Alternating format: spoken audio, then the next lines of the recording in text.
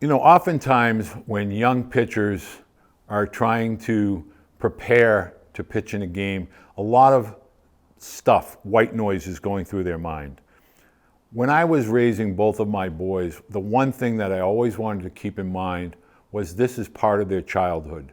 They're learning, they're exploring, and they're creating. As the parent of a pitcher that became a major league pitcher, I want you as parents to understand if you have a young student athlete between the ages of 7 through 12 years old, pitching lessons, travel teams, all of those types of things are not necessary, nor are they mandatory for the development of your young student athlete as a pitcher. Both of my boys simply played a lot of catch in the backyard with me or with each other or their friends. They did a lot of games, creative games, throwing balls into buckets, throwing balls through tires.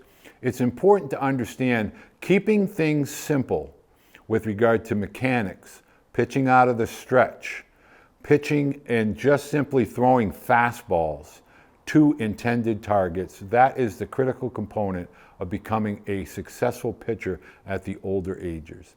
Making sure that your children understand, regardless of the results, pitching, all you can control as a young pitcher is the ball in your hand. As long as it's in your hand, once you release it, everything is out of your control. Recognize that being a pitcher inherently brings stress. It brings complicated mind and thoughts, negative. Important for you as parents and as young athletes, have positive thoughts, visualize successful outcomes, focus on the next pitch, and allow your athletes to enjoy the sport at the younger ages. Pitching is all about throwing strikes. It's not about learning how to throw curveballs or sliders or cutters or things like that. It's about fastballs and changeups, challenging hitters, competing every single pitch, every single inning throughout the game.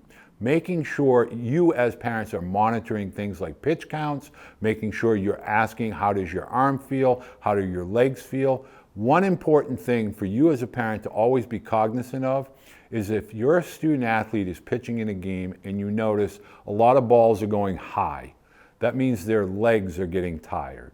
If you notice a lot of balls are going in the dirt, that means their front foot is landing too early. If you just keep those two thoughts in mind and learn from that, your pitchers will have a lot more success, they'll have a lot more fun, and it's important for you to understand throughout the course of these types of videos, I'm going to focus on things to help your student athlete create good foundations, and then from there we'll continue to build as they get older and, more importantly, stronger.